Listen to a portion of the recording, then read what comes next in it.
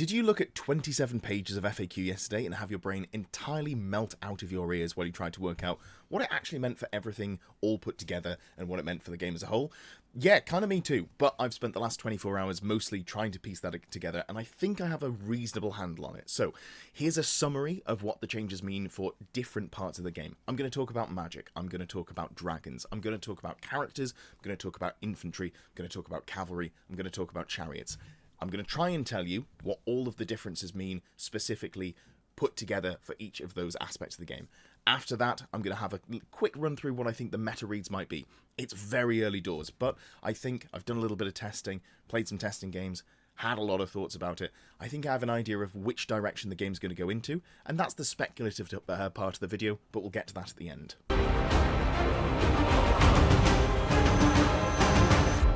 I'm probably going to have to do a whole video on magic because I think there's so much that's changed and so much that hasn't changed in terms of the casting values. I think it's really going to change our opinions and what ends up being the most worthwhile casting law to go for, what sort of items you want to think about taking, all of those bits and pieces. However, let's go through all of the actual fundamental changes and what that's going to do in terms of the course of the game. First of all, bonus to cast and dispel, it gets changed. It used to be that you'd get plus to your casting or dispel roll to the level of the wizard that you were. So if you're a level 3 wizard, you get plus 3. Now, it's halved, rounded up to the closest whole number. So, a level 1 and a level 2 wizard get plus 1 to cast. A level 3 and a level 4 wizard get plus 2 to cast. This brings the disparity between level 1 and level 4 wizards much closer together. There are still bonuses. You know more spells. You have an increased dispel range. You still only dispel at 18 inches for level 1, level 2. Level 3, level 4 dispel at 24 inches, so there's a big bonus there. But if you're potentially looking to save some points, or if you're looking to play one of the Arcane Journal Armies of Infamy, where you can only take level 2 wizards, this makes that less of a downside. So this is a really nice change in terms of bringing the gap from the top level casters down towards the bottom level casters. I'm going to talk about the actual mission pack match play guide more in detail separately, and obviously I've gone through the restrictions, but something to note as well is if you're playing with those restrictions, you can only have 1 level 4 wizard, 2 level 3 wizards, and then after that you're capped at level 1s and level 2s. So it's harder to do the full wizard spam, although it's not that much harder. We'll see as we get into it. The other bonuses that you get are usually capped at plus 1 per bonus. Now, that's not across the board. For example, Gut Sickle, you can get D3 to your casting roll. There are things out there. Skaven Warpstone tokens can get plus D3 to their casting roll. What I will say, all of the core factions, as far as I can tell, have just flat plus 1 bonuses capped, unless you're doing something wild, like using a Jade Dagger and sacrificing a Minotaur to get plus 3 to cast. I don't necessarily think that's the way to go, but, you know, that option does technically exist in the game. However, mostly we're seeing bonuses brought down more in line with, you know, keeping things pretty reasonable. What does that mean? Well, Mortuary Cult, despite their actual army rule, where you can sacrifice a wound on the swarms or other units, normally it would be swarms, but now people are thinking about stopping taking swarms, maybe looking at running, just sacrificing wounds on a shabty, whatever. You can still get plus 4, because you'll have your level 4 wizard that gets plus 2 to cast. You've got a Casket of Souls that provides an AoE plus 1 to cast, and you've got the ability to sacrifice a wound on something to get a fourth plus 1 to cast. So you're getting an additional bonus there. You're plus 4 to cast, that's where people were before these changes, but you're still head and shoulders above the competition. So Mortuary Cult still looking like they have really good casting in comparison to the rest of the game, despite their ability to cast being pretty heavily reduced. Something like Primal Herd can actually reach plus 5 to cast, which is wild. So you've got your standard plus 2 to cast for being a level 4 or level 3 wizard. You get plus 1 to cast from the Herdstone if you control one of those in an aura. You get plus 1 to cast from your Primal Herd army rule, where you can risk doing some miscast, but it's gone from being, you know, any double to just double ones, but it's an AoE miscast. So Primal Herd has gone from being quite risky to get bonuses to cast to actually being pretty reliable in terms of getting pluses to cast there. Jagged Dagger as well. If you're going into the Wild Herd army, you can't take more Minotaurs, so realistically you're capped at a plus 5 to cast there. But still, like, that's head and shoulders above what everything else can bring. These are two examples just to show that there is still high-level casting that can be brought in. You can still have additional pluses to cast over what you'd expect to see, but most armies are going to be sat at +2 or +3 to cast. The spells that you can cast are now capped at your wizard level. So this is a nerf to things like Spell Familiar, where you would be able to just get a 5th spell for 15 points, but in this case you're still only capped at being able to cast 4 spells if you're a level 4 wizard. This is not too much of a nerf in terms of if you're a low-level wizard like level 1 or level 2 and you got an item that gives you multiple spells to cast, those items, like the item in the new Cathay book that gives you all of the signature spells from one of the signature laws, that has baked in that you can only cast at your spell level. So if you were getting many more spells over your wizard level, you weren't able to cast too many of them anyway. However, this is a slight nerf if we're talking about level 4 wizards getting a 5th spell.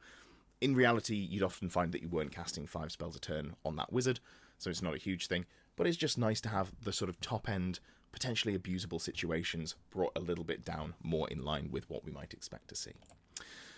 Some spells have lower casting value. I haven't gone through and added them up, but from my quick napkin maths, it's probably about 15% of the spells have had a reduced casting value.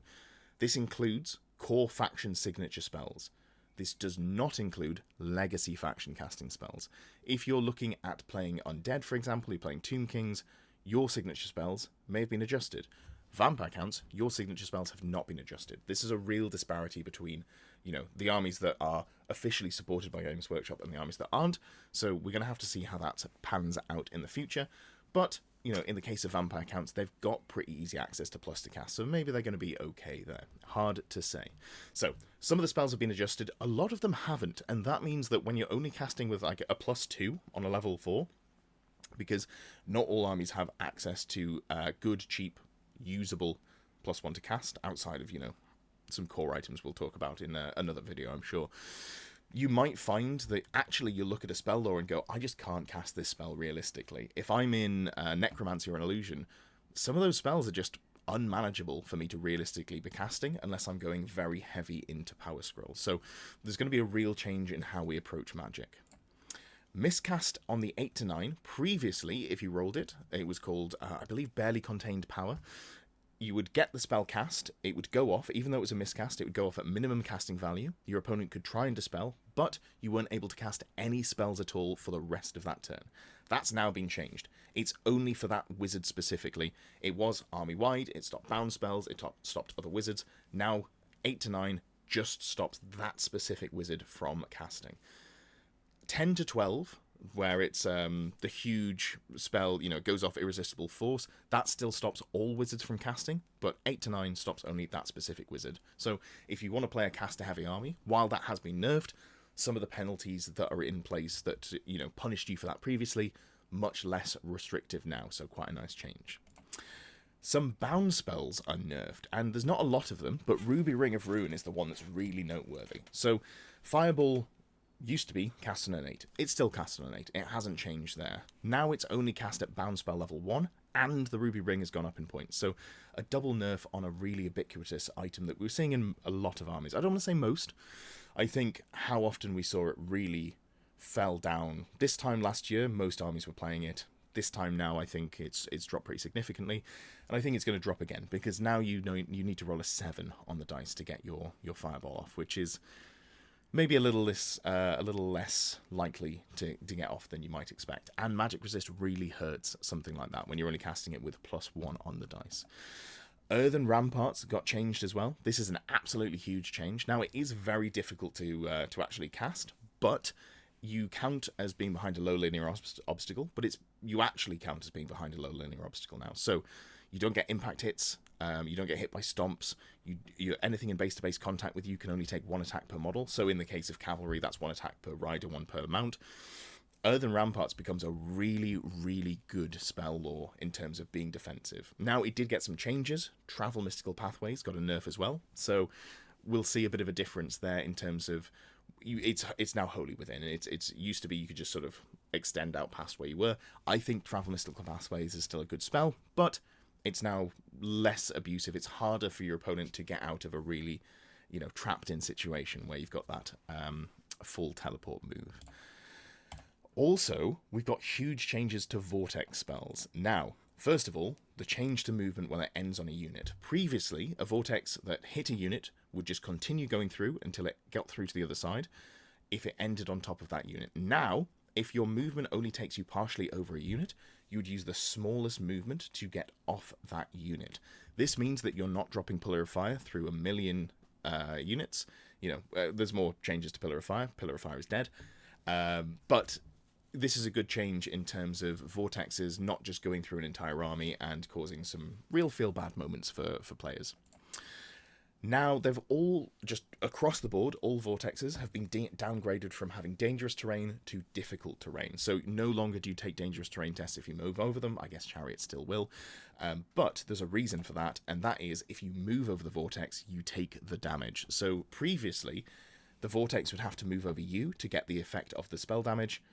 Now the vortex goes from dangerous terrain where you take a movement penalty and, well, you take a dice roll where you might take some damage, to if you walk over Pillar of Fire, you're going to risk taking that damage. You're going to take the D3 plus 3 hits. So I think that's quite a nice change there. It's more intuitive. It's more what you'd expect when the vortex sort of is on the board. If it's a Pillar of Fire, I'm going to get burned walking through it. You also dispel from the vortex location or the wizard. This is previously something that was very hard to play around. Column of Crystal was a real spell that was a nightmare to deal with because it has such a high casting value. You needed a double 6 to get rid of it with a Fated Dispel, which is almost never going to happen. Now, if your wizard is in range of the vortex or the wizard that cast it, you can dispel that way. This is a huge buff in terms of getting rid of the vortexes. So really, I think we're seeing Vortex is looking much weaker than they were previously. Pillar of Fire has been nerfed.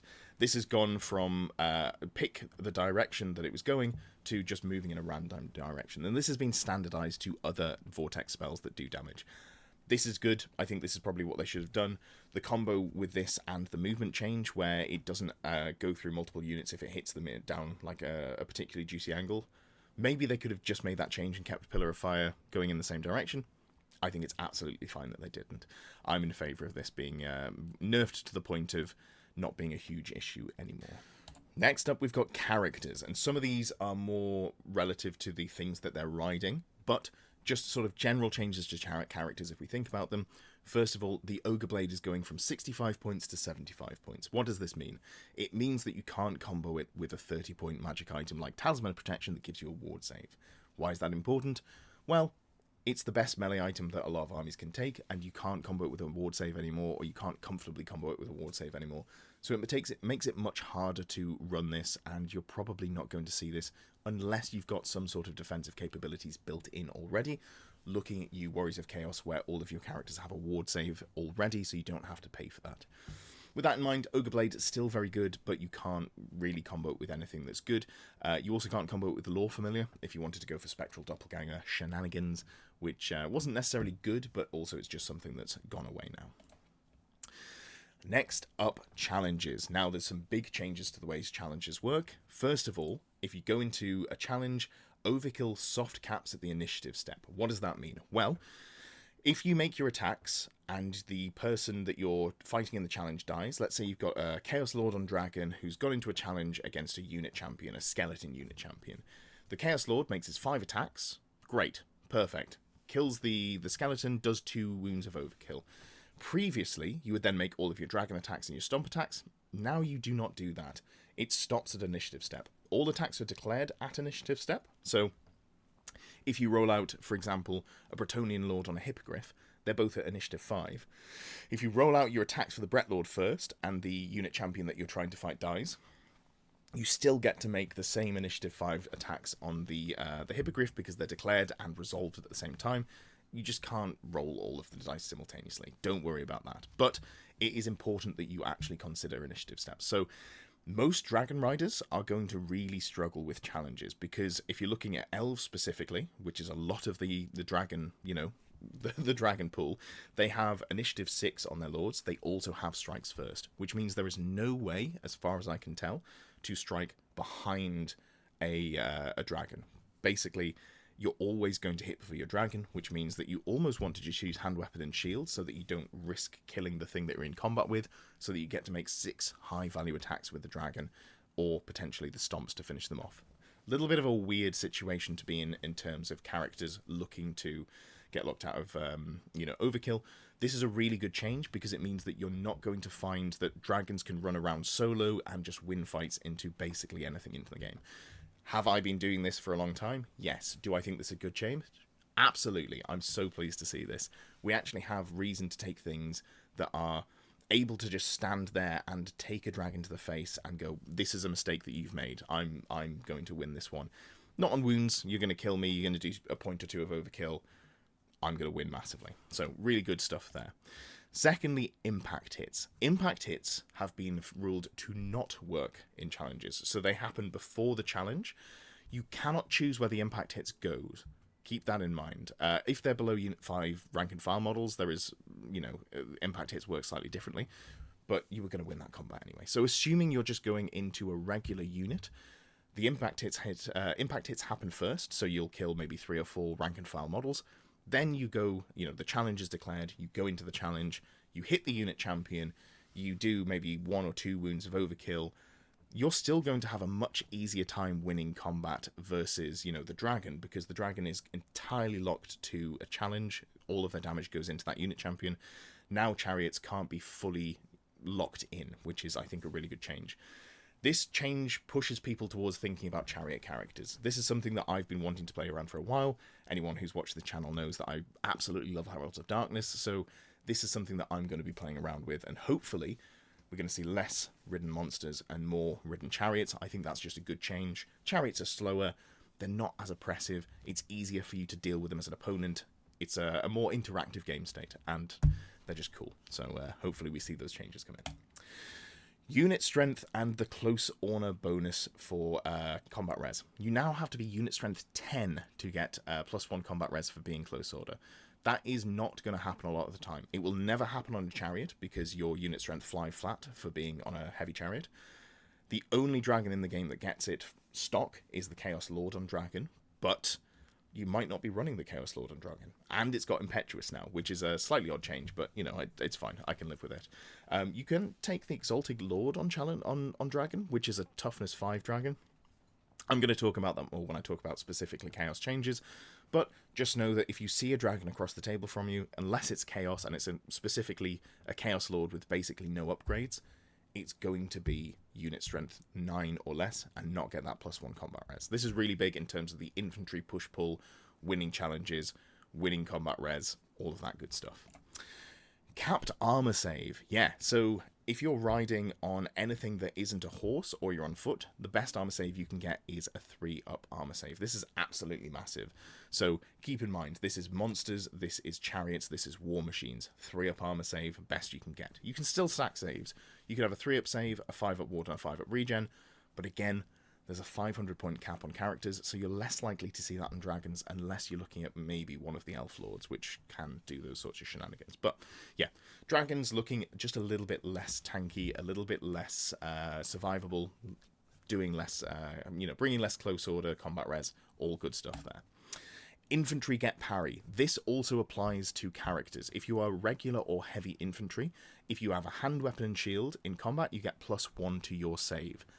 When is this going to matter? A lot of the time, not for lords. If you've got a killy lord on foot, let's say you've got, a dwarf lord who's not on shield bearers for some reason. Maybe they still count as infantry. Anyway, by the by.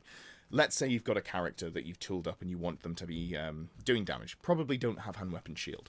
Battle standard bearers that are very often running around with heavy armor instead of full plate, hand weapon, shield, banner, war banner, something like that. Suddenly you're getting a better save in combat. This is really nice, so something to keep in mind, you can just actually get a decent save without investing too much, and it's going to keep your 2-wound battle standard bearer alive into the, the cavalry that are going to charge you and try and get rid of that static combat res that you're bringing. So really nice change there for characters that are specifically not trying to do damage, but trying to stay alive.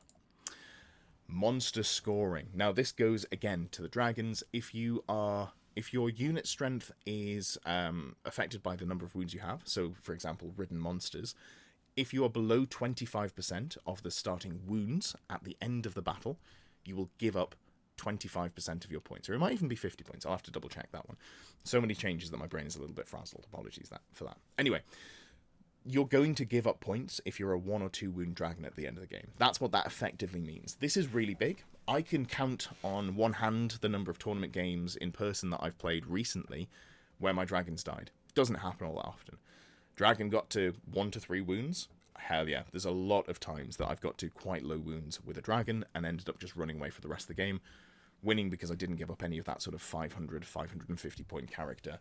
And it's, this is very punishing for dragons. So it's another nerf away from just seeing every army that can run Dragon Lords and being sort of like a mid-table beater. Do I think this is going to bring a resurgence of chariots? I hope so. Like I said, I think chariots are cool. I think they're fun. I'd be very pleased to see a lot of chariots coming back into the meta. And I think if you've got a chariot that you can look at bringing in your army, you should do so.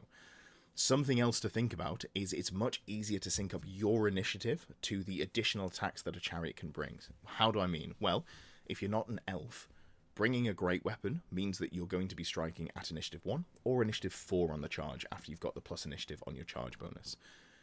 If your crew also have great weapons, looking at you, for example, Black Orc chariots, where all of the Black Orcs and the rider can all have great weapons, you're getting a lot more attacks that you might have lost to initiative step. Sure, you don't necessarily get the mount attacks, or maybe the mount kills the unit champion first, but realistically, you can get a lot more output at initiative with a chariot, and you can get a lot more output before you get locked in a challenge with a chariot. So something to really think about there. Next up, we've got changes to dragons, and these are mostly, the ones that we talked about with characters, so we don't necessarily have to go too deep into them. You're capped at 500 points. This means that you're not going for a Chaos Lord with regen. You're not going for a Chaos Lord with an Ogre Blade. You're losing something on the High Elf Dragon. You can't go triple save and have an Opal Amulet, I believe. I think that's too many points. You're having to lose something on the dragon, which takes their effectiveness down just a little bit.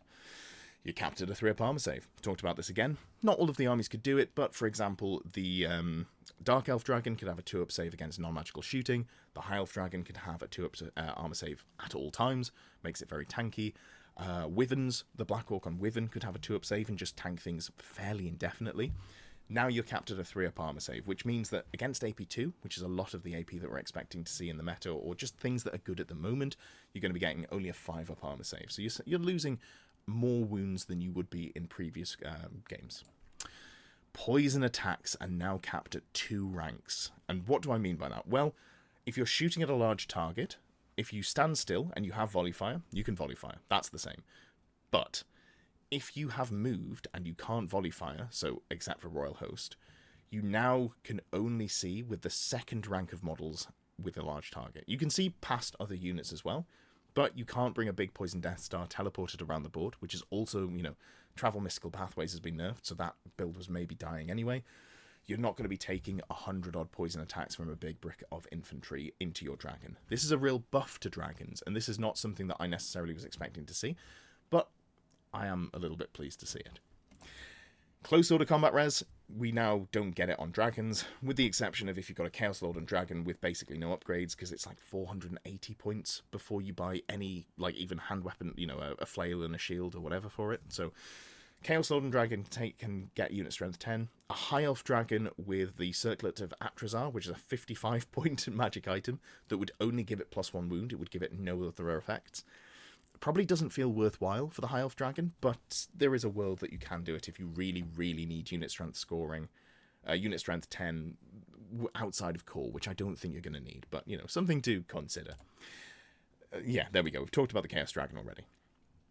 Who is impetuous, by the way. Keep that in mind. The Chaos Dragon is now impetuous no matter who rides it. So one of the reasons that you might be less likely to see the Exalted Champion, which is a new upgrade you can put on the Chaos Dragon, or rather the Dragon is a new upgrade you can put on the Exalted Champion.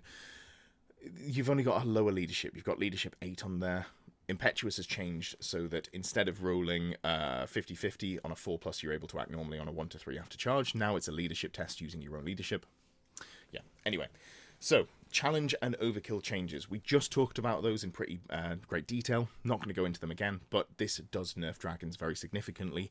You now cannot play a dragon solo. If you want to kill things in the front arc, you have to charge with multiple things. Remember, the only models that can move from the front rank to another rank, to a fighting rank, if you, for example, charge a unit of infantry in the side, The only thing that's able to move is characters. Unit champions are not characters. They cannot make way. So flank charging with a dragon is a very strong way to still do some damage, and you get extra combat res that you're going to need because of the flank charge. But by and large, you're going to have to see dragons paired with another dragon, or with another character, or with a unit champion from something like fast cavalry. Fighting rank, more incoming attacks. This is not necessarily super important, but previously you would wipe the front rank of a unit very consistently if you weren't in a challenge. Now the fighting rank is 2 ranks wide, so this is something that you absolutely have to think about if you're playing into a unit that has loads of, strength 7 great weapon attacks. Well, let's say strength 6 great weapon attacks. I don't know, you charge the front of a unit of Black Orcs for some reason. They will potentially get a lot of attacks into you, and that's something that you've got to think about now that you're a slightly squishier dragon and you've got less static combat res. They can maybe get a couple of wounds, even if you save them on a regen. Maybe that changes the fight from a win to a loss, so something to consider there. We've also got magic changes. Now this is, again, I would say a buff to dragons. We're seeing that a lot of the stuff that would stop dragons, stuff like Masmic Mirage or Column of Crystal, harder to cast. It also makes magic resist much more valuable, so if you can put magic resist on a dragon, which again, you're capped at 500 points, it's hard to squeeze everything on there, but it's much harder for people to stop you with spells than it was previously. Casters on dragon as well. I think there's a world where a level 3 wizard on a dragon is going to be a relatively effective way to run as magic defense. You don't necessarily use it as magic offense, but you're taking it so you've got a dispel threat. You're dispelling at 24 inches with +2 dispel. That's about as good as it gets outside of magic items, so maybe something to consider there. Fly has been changed, so now you cannot use your fly move for follow-up/pursuit rolls. This is almost, well, this doesn't happen a lot. It doesn't matter a lot. But you'll find that you're only able to go along the ground, and in some circumstances you're going to end up hitting a wall or something like that. Yeah, something to consider. It's a small section of the time, I would find, for things that fly, but it's good to know that it does change. And also the 25% wound scoring, so if you're below 25% of your wounds, you will give up some points with the dragon, which they're a lot of points. Giving up some points is absolutely fair, but it's definitely a nerf to the have a dragon, kill everything, the rest of your army just sort of play cagey playstyle. Good. Falconhorn and the Warped Moon have been nerfed, so all items that turn off flying have gone from once per every turn, to once per game. Those 2 items specifically, you still have to take a leadership to get the effect of, and it has been cleared up in the FAQ that if you fail the leadership test for a once per game item, that item has been consumed. You cannot try a second turn. This is not clear, or this was not clear previously, but this has been standardized, so Horn of Isha, Falconhorn, Warped Moon, all of these items that have quite a strong bonus, because you have to take a leadership test and there are once per game that you can't do it in multiple times, become a lot more risky to use, I would say. Charge Arc, yes, something else as well. Previously, if for a single model unit, if you were in multiple charge arcs, you always had to be in the arc that was least advantageous to you. So, if you were in the front arc and the side arc of the unit you wanted to charge, you had to end up in the front arc. This was pretty dumb, because if 99% of you in the side arc, you had to end up in the front. It's now been changed, so you only do it if it's no longer clear. So if you're 50-50 in, front and side, you'd go to the front. But if you were like 55-45 and it's clear which way, I've got more of my unit in the side arc, you get to make a flank charge. This is a nice change. It is a little bit of a nerf for units trying to be defensive. And it is really strong in terms of if you're playing a dragon and you haven't got anything to back it up, you do need to make sure you're charging flanks to make sure that your opponent isn't able to get a unit champion in the challenge there. So really nice change, something to give dragons a bit of play. Dragons look fine. They look a lot worse than they were, but if you can play them smart, I think there's still a lot of power in a dragon, and I'm definitely interested in playing around with them, which I think is a good spot to have them in. Moving on to infantry. Now, we all want infantry to be better, and I think they are. So, what have we got? First of all, Line Hammer has gone, and I'm talking about 60 models. The way that this works is you can make attacks with any model that is in base-to-base contact with you, and then it's not supporting attacks, but the attacks for the models to the side, so let's say you've got 20 models wide. 2 models are in base-to-base, or let's say 3 models are in base-to-base with an enemy. You then get to measure your movement sideways, and your movement stat is how many models can make attacks. So it's almost as if those models are wrapping around and able to reach the enemy that they're within their move stat of. This is needlessly complex, in my opinion. I don't know what a better way of doing it is. I just think that this is more complex than it needs to be. What it also means, and I do need to measure the actual bases, 25 millimeters, which is what the smaller infantry of the game are on. 25 millimeters is less than an inch. An inch is 2.56 centimeters, or 25.6 millimeters. So, if you've got a 4-inch move, theoretically, you've got 5 models on each side that are able to attack. That said, I'm not sure that the base is actually 25 mil itself, so something I need to measure. Again, just sort of one of those weirdly unneeded complex things that we need to check. A lot of the time you're just going to be holding a tape measure over the side and having a look at what's in range, but it's still nice to know roughly what you're going to be getting.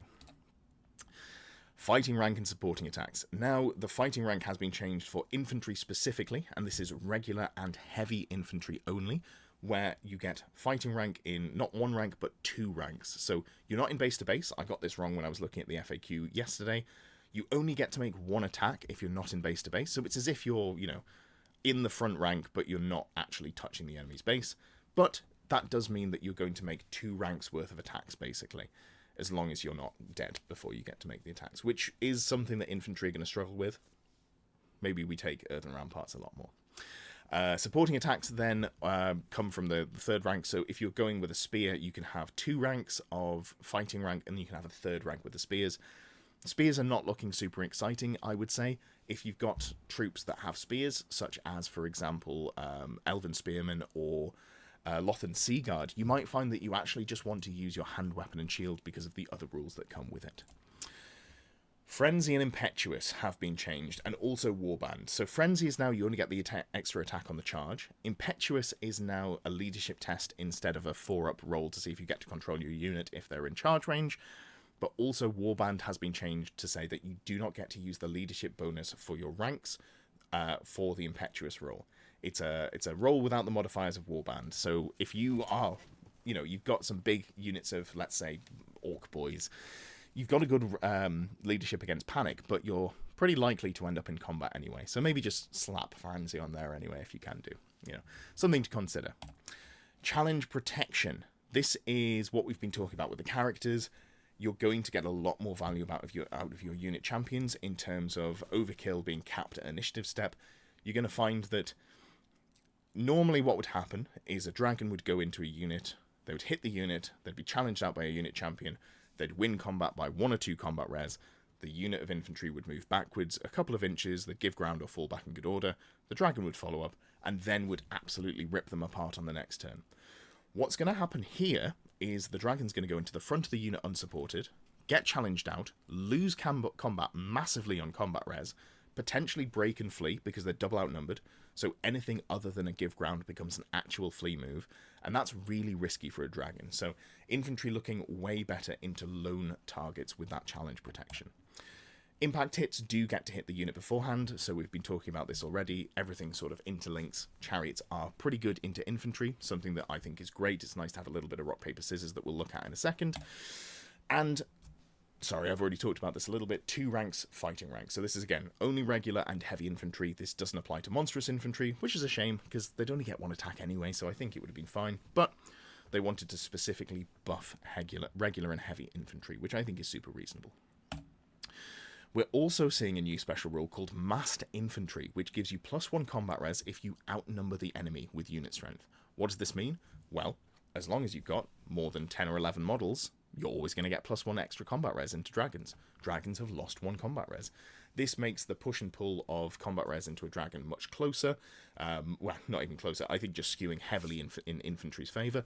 But it also means that if you're being attacked by things like cavalry, who might be turning off your rank bonus with first charge, you're still getting some more static combat res there, and you've got more models that are able to swing back. So infantry are looking in a really solid spot.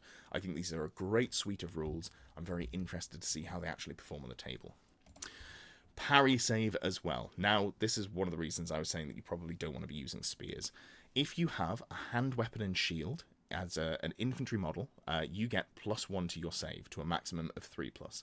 This does kind of screw over anyone who has full plate and shield already, so Ironbreakers or Black Orcs with shields not getting the value of the parry save, but it is bringing the rest of the game up to a more competitive, defensive standpoint in terms of if you've got heavy armor and shield, you're now at a 3-up armor save. Against AP2, that gives you a 5-up. That's not bad. It just moves the needle. It's another little step to make infantry more appealing, much better.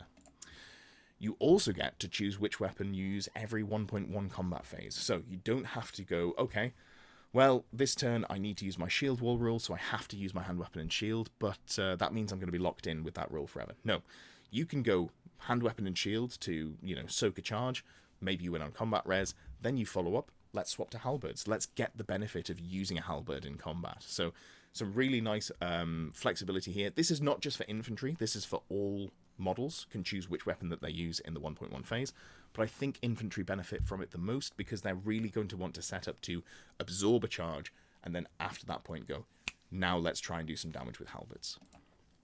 Halberds are now AP2 on a charge, and this wasn't initially clear to me the way I was reading it, but remember, if you're following up, so not a follow-up move where you move 2 inches, but if you pursue and catch an enemy, you count as having charged, so you do get the additional AP on your attacks from the halberd.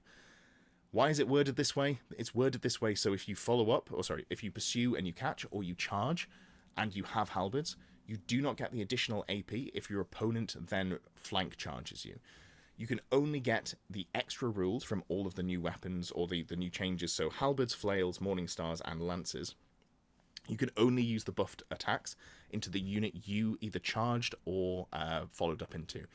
If something else charges you and you didn't charge them, so no counter charge, you cannot use the additional buff stat line. So you're just using halberd as AP1 into a unit that charged you into the flank.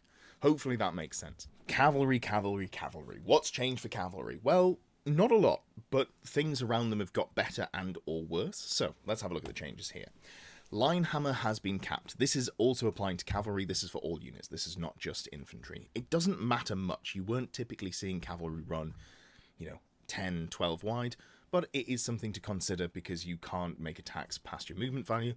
And again, you're cavalry, so you've got a really high movement value. So kind of unchanged in terms of line hammer for cavalry, but we weren't really seeing that anyway. You still get lances when you pursue. Remember that when you pursue, you count as having charge. You still get the rules here. They changed the wording, and again, I've just gone on a big, long spiel about it. The reason for that is if you follow up with if you pursue with the lances and you catch your enemy unit, and then you get flank charged, you don't get to make lance attacks into the unit that charged you. So just clearing up some logical consistency, I would say, with these rules here. Oh, there we go. Yep, that's the second point. First charge becomes very important if we're expecting to see big ranks of infantry, and there is some wild stuff you can do with infantry. Empire veteran state troops can get to, I think, combat res 10, static combat res 10, using the Griffin standard, and they've got Horde now, so that gives them 6 points of combat res just for ranks. And then they've got Outnumber, they've got Close Order, they've got a Standard Bearer in there as well. Maybe there's something, maybe it's 9 or 10. But yeah, huge amount of static combat res. If you charge that with 1 unit of cavalry, which has first charge, that unit's suddenly losing 6 combat res. Now that's an aberration, that's more, you wouldn't expect that to be the case for most things. But losing a couple of points of combat res means that the enemy infantry is going to be more likely to lose combat, more likely to break, because cavalry really do need to break the infantry that they charge very quickly. They're going to struggle on subsequent turns. As soon as you lose that first charge, your chance of winning goes down pretty significantly. It's a big downgrade in terms of output. The only time it doesn't matter is stuff like Wild Riders, who don't have first charge inherently. They just bring a million attacks. So that's kind of their version of first charge. They just kill you. But yeah, first charge becomes very important, and cavalry are going to be super key in backing up dragons. Like I was saying, they should be infantry in the charge, but in subsequent turns they're going to have issues if the infantry doesn't break. And if they, give ground instead of falling back in good order, you have not got a hope in hell. If that infantry has got like shield wall or just rolls well, you're going to really struggle to deal with them. So I think we're going to see a lot of situations where cavalry goes in, doesn't do as much as it wants to, whether you whiff the rolls or your opponent manages to get like a really good roll on their break check. And then you end up just testing to restrain, standing still, and when the enemy infantry unit goes to charge you, you go, I have to flee here, which is not necessarily a great feeling for cavalry, but I think we're going to see a lot more push-pull with cavalry going, actually, I've got to step back here. As I've already said, they're a key part of the new Dragon lists with unit champions. I think unit champions are going to want to go into every single list. Previously, I wasn't necessarily running them because I didn't want to... Oh, sorry, I should contextualize. If you're playing something you want to protect from challenges. Previously, I wasn't running unit champions so that my models weren't being challenged out and also to save some points. But if I'm running, say, 4 units of cavalry and 2 dragons, which is a lot, you know, but maybe that's the direction that Dragon lists go in, I need to have ways to protect myself from unit champions for challenges, and I think cavalry with unit champions are going to be a really key part of that. So what does that all sort of add up together? Well, mobility still wins games. That's really important to remember. Yes, infantry is good. Infantry is going to do scoring very well. Cavalry is going to do scoring well as well. Tomorrow there will be a video breaking down what I think the changes are in terms of the missions, so we'll get to that properly tomorrow. But I think it's really important to remember that if you can outmaneuver your opponent, you're probably going to win. Don't just take dumb stat check fights where you're going to lose. Do think about where you want to be. Think about getting those flank charges. Think about, should I charge the front of that unit with earthen ramparts or the banner of hesitation? No, probably not. How do I set myself up for success? What can I do? So, lots of thoughts there. It's a really different game in terms of the way things are going to have to play out on the table, which I think is really fun. But remember, mobility still super, super good. Now I've got a high-tech graphic here, and this is how I hope it's going to work out. I'm not 100% sure that the needle is quite perfect there for it. Like, infantry, I'm hoping beats cavalry, but that's the part of the puzzle that I'm not 100% sure on. But, as you can see here, it's a circle. If we take out ridden monsters and we just think about the sort of core units that we're going to be seeing a lot of, infantry is very good at scoring points, holding objectives. You can take them in fairly large quantities in terms of points per model. They're very wounds dense, they're more resistant to shooting, which is maybe something that's important now that we've seen Cathay. There's a lot of good reasons to think about bringing in infantry, especially if we're thinking about taking core infantry. What beats infantry? Chariots. Chariots will absolutely muller infantry. And again, this is only going to be on the charge, so if they give ground, you've got a bit of an issue. But if you can get infantry into, you know, either get a chariot and some other output into them, they're going to do very well. Chariot impact hits don't get stopped by challenges, so you've got like a really strong angle of attack there in terms of you can't be challenged out and just lose the combat entirely. You've probably got a better chance of getting the same initiative attacks with your crew and your character on there, if you're putting characters on there. There's a lot of good stuff for chariots into infantry. Great. Well, but what beats chariots? Well, cavalry beats chariots. Why? Because if we're talking chariots, we're usually going to be talking heavy chariots, because that's the thing that has the output to actually deal with infantry. Although some armies do have interesting units of light chariots, sorry. So, something I'm going to explore in the future. But, heavy chariots, 7-inch move, doesn't have swift stride. Swift stride. Always going to be outmaneuvered by a unit of cavalry. The unit of cavalry is actually going to match up really well into the chariot. It's got a lot of output. You've probably got strength 5 or strength 6, so you're going to be wounding on at worst 4s, but maybe even up to 3s or 2s, depending on what the toughness of the chariot is. You've got good AP on those lances, AP 2, Armor Bane 1. Low wound density on the chariots as well. So you're going to find that when you go in, if you can get a charge from cavalry into chariots, you're going to win it. You're probably going to turn it into matchsticks unless it's got a character and some sort of ward save on there. So cavalry really like chariots. Well, what beats cavalry? Infantry resist cavalry pretty well. Again, you're going to get that really nice turn 1 charge, but if the infantry can hold, they don't have to win. They just have to not completely fall apart. So as long as they're not fleeing, and they're going to outnumber the cavalry, so they're probably not going to flee. They've got a lot of static combat rares, some of which they can lose to first charge. They can bring veteran, stubborn, shield wall. These are all special rolls that I'm going to be looking for on my core infantry if I really want to get good scoring units. All their job is to hold the cavalry in place, so something else can hit them in the flank, or you can just, you know, on that second round of combat, suddenly start turning the tide when your opponent followed up with, the 2-inch move, suddenly doesn't have the lances. Now you've got 2 ranks of attacks back into them. let's swap from using the hand weapon and shield. Let's swap to our great weapons. Let's absolutely turn these cavalry into soup. So I think this is roughly the way that the basic units in the game are going to look. Now, we'll see. This is the thing that I'm least confident about. It's the infantry into cavalry. We might find that cavalry just still bring enough juice to beat infantry, but I think there's going to be a lot of ways that you can just add enough combat res into infantry to make it worthwhile. Also, the unit strength 10 change means that you have to have more cavalry remaining to get that plus combat res. Right now, I'm seeing a lot of units of between 5 and 8 heavy cavalry. If you get down to 4 models, you lose that combat res bonus for being close order because you only unit strength 8. This is another way that we're seeing cavalry potentially struggle into infantry. So, lots of levers there.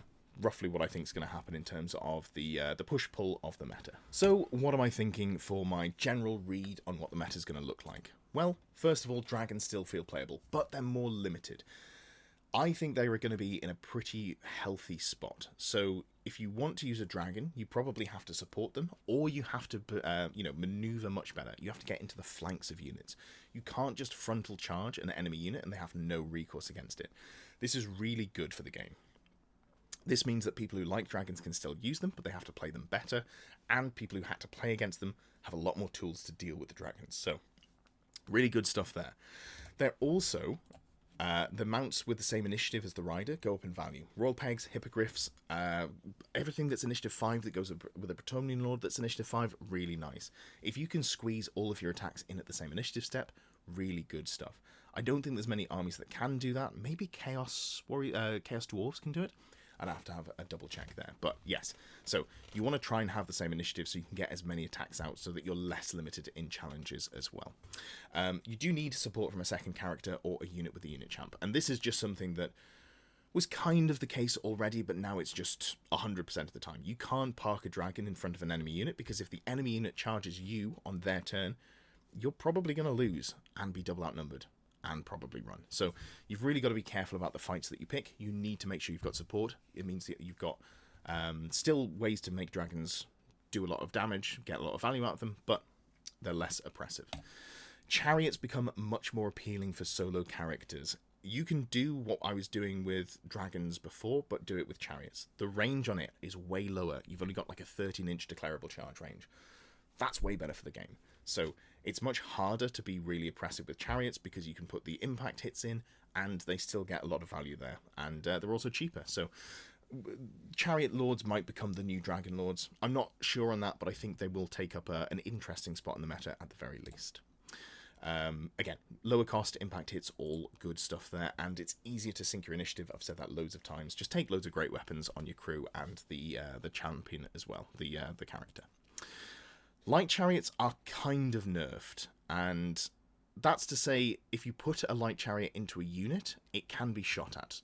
Sorry, if you put a light chariot into a unit that isn't light chariots, so if you put it into a unit of cavalry or you put it into a unit of infantry, which it technically can still do, now you can be picked out with shooting. This is a real problem for like the Royal Host list that was putting 3 chariots into a unit of, the big skeleton brick. Tyrannok chariots in cavalry become nerfed as well. This is good because it was a little bit of an odd interaction. I'm not really sure it was meant to exist in the way that it does. You can still do it, but now you're going to be punished for it. You also lose Lookout Sir if you're a different unit type to the the unit that you've joined. Units on like horses, steeds, whatever you want to call them, they can hit 2-up saves. That's pretty good. I think Monstrous Cav become the best sort of like cheap option. So Empire characters, for example, can still ride demigryphs and get up to a 2-up save. Now, the character on the back of it is not as good as any other character in the game, but you can still get to a 2-up save. You can be relatively beefy. Your mount can have a reasonable amount of output. Wood Elf characters can get to a 2-up save on their stags. There's a lot of really nice stuff in there, and it really rewards you for looking at the smaller characters that take up less of your points. Maybe you put more units on the table now. Maybe a little bit less hero hammer. Potentially. I'm not willing to say that is an actual thought that I have, but it's a hope. The steed characters also have 360 line of sight and charge arcs, so you've got a lot more flexibility in how you play with them. So again, something like that Wood Elf Lord on Stag, a lot more valuable in my eyes than the Dragon, because the Dragon has a lot more limitations now than the Stag had previously. Also, core infantry gets a big boost. Do I think other infantry gets a big boost? Maybe. I don't know. I'm not sure I'm going to be slamming Swordmasters on the table. I'd like to, but I'm not sure that's where I am in terms of thinking about what's going to be good in the game. However, if you want to play non-core infantry in less competitive games, you're playing against your friends, I think you're less punished for doing so, and I think that's really good. You also get good scoring for missions with core infantry. And again, like I say, tomorrow I'll talk more about the scoring in the missions, but just for now, this is a really good thing to have. You're probably going to need core infantry just to sort of let's stand on some objectives, get some points. It's much harder for the solo characters to beat them. We've talked about this to death, so I'm not going to go into that again, but it's a good change for infantry. And rules like Shield Wall and Stubborn are huge. Veteran is nice as well, but really Shield Wall, Stubborn are the two big ones. If you can soak a charge without, having a risk of running away, that's absolutely massive. All you need to do is, tank the charge. If you can Shield Wall especially, give ground 2 inches, they follow up, they lose their charge bonuses, you suddenly are in a spot where you can probably win combat against a lot of things with the amount of attacks you can put back in. So really nice there. Also, wizards in infantry become much, much better than they were previously, so quite cool to see that. Parry save. That tips enough infantry into a spot where they're tanky enough for their points in melee. They're still going to be just as good or bad against shooting, depending on what the unit is. But if you get charged and you've got a 3-up armor save, Lancers taking you to a 5-up save, you can just spike on saves. That makes it a lot more risky for cavalry or for dragons to just go into the front of you. So, good stuff there. Any infantry with heavy armor, hand weapon shield, and AP on hand weapon attacks get very interesting. This was the first thing I looked at. Now, obviously, rule of 4 for core, which we've seen in the match playbook, that might hinder you if you're taking something like Lizardmen, but if you're playing dwarves, you've got Longbeards or Hammerers that have this. Lizardmen, Saurus, and Temple Guard. I think that's a really interesting idea to build around. I don't know if it's enough to make them good, but it's worth having a look at. Warriors of Chaos. They're warriors, just their core troop. Sure, if you take the Chosen on foot, they get capped out at the 3-up save, so they don't get a benefit from parry. But, these sort of core level troops that have heavy armor and shield, which is kind of the usual level of tankiness you get at the top end of core infantry. Really nice. You can get some good saves while still having some pretty decent output. Strength 4 is also quite important there. I'm thinking about Gore with hand weapon shield, but I'm not sure if I'm interested in that because they don't actually get that much tankier. Finally, undead infantry become very, very good. We haven't really talked much about infantry. There is a change in the FAQ. Regen has been changed. I probably should have talked about this with dragons or characters in general, but it's gone from you get hit by damage, let's say a cannonball, you take the armor save, then the ward save, and then you used to take the regen, and after you failed the regen, your opponent would roll the amount of damage. Now, if you get hit by a multi-wound weapon, you fail your armor save, fail the ward save, they roll a d3 plus 1 for a cannon. Let's say they roll the max damage, they get 4. You then take 4 regen saves. So you can block some, but not all of the damage. I think this is good. I think this is a buff, realistically, to anyone who wanted to take regen. It makes it so that you're more likely, roughly what your tankiness is going to be.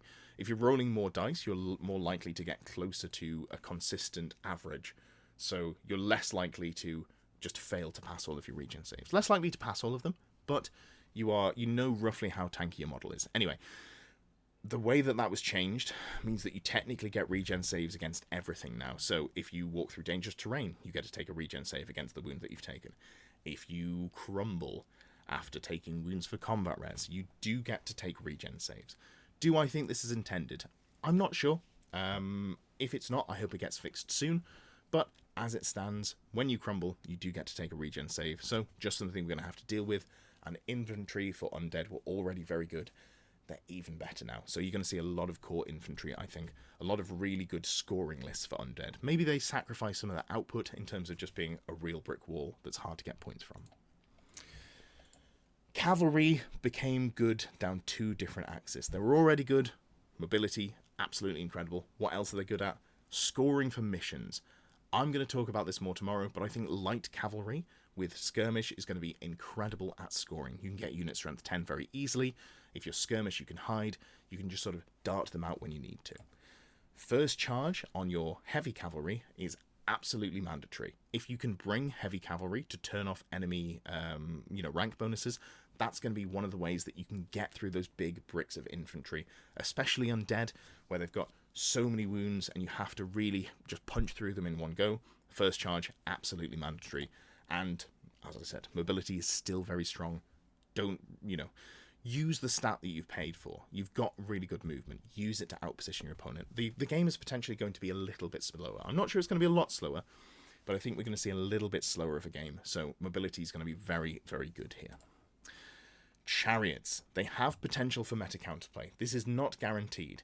If infantry is as good as I think it's going to be, I think chariots become very good. If we don't see as much infantry as I'm expecting, chariots sort of languish where they are currently. But hopefully we see more infantry, then we see more chariots as well. They're a perfect infantry unit. They loads of output. It's hard to challenge them out as well. They've also got small frontage, which when you're going into a unit, let's say you're just using a normal chariot, 4 wounds, toughness 5, 4 up armor save, a fairly standard chariot stat line. You go in, you do some impact hits, you do some attacks with your weapons. You will take attacks back from the enemy because they've got 2 ranks of attacks. You're probably not wiping 2 full ranks there, but you've got a small frontage. So the amount of models that are going to be able to make attacks into you is reduced. So if you're charging something with 2 attacks, whether it's buffed in some way, or it's got 2 hand weapons, or you're fighting Chaos Chosen for whatever reason, you're going to take less attacks back because of your smaller frontage there. So if you wipe the front rank, you're only ever taking a single attack from the rest of the models. There's a lot of play there with chariots, in my opinion. They're also relatively tanky. I say relatively because it's a lot of points for a small number of wounds, but, high toughness, decent amount of wounds, decent save. They're pretty hard to put down with the exception of something like, cannons. Cannons have always been the enemy of chariots, and they're more tanky now against cannons, because cannons used to just one-shot them as far as I'm aware. So, they're not too bad for their points cost. They're going to take some punishment. Magic missile shooting is much worse than it was. I think they're in a pretty decent spot. Impact hits again. We've talked about it to death. Impact hits are good. And that takes us to the end of explaining the changes as I see them. Is there anything that you think that I haven't covered or have missed, or anything that you disagree with in terms of like the meta read? Let me know in the comments. I'm really hyped to see how the meta is going to pan out. As mentioned, tomorrow I'm going to be doing a video about how the match play scoring is going to work in terms of the missions. I think it's worth breaking it down in a similar sort of format to this because it's just not as clear as it could be. So we're going to talk about that. I'm going to talk about the things that I think are good for scoring. On Saturday, there'll be a video probably breaking down the magic laws. I'm also going to start doing some videos where I talk about what's good for each army. Potentially going to start with Warriors of Chaos because I think they're the army that's changed the most with the, the dragon for the Exalted Champion, all of the good stuff there. So there's going to be a lot of content coming. There's going to be 1 to 2 videos probably every day until I run out of steam. I don't know when that's going to be, but I'm going to be pumping out the videos as best I can, bringing you as much of my thoughts about the game as it stands as I can. Thank you for watching. Thank you for getting to the end of the video. If you've reached this point and you haven't already, I would really appreciate a like, a comment, a subscription if you haven't done those things. It just helps me get seen by more people, boost me up in the algorithm, all of the stuff that the YouTubers do like to say. If you would like to support me in my goal to become a full-time YouTuber, I would absolutely appreciate that. You can become a member below. There are various perks to those, name at the end of the videos, all that good stuff, but it also unlocks some VIP areas in Discord if you become a Longbeard or Ground Knight tier supporter. Those VIP sections are the only parts that are locked away in Discord. You don't have to be a member to join the Discord. I'd recommend that you should. We've got about 450, 500 people on there. It's a great place for discussion, a lot of fun. I do try and chime in as much as possible. And it's also where the Fix My List show lists are put, and also if you are one of the Ground Knight or Longbeard tier supporters, where you participate in choosing which list I play in the monthly Pick My List series.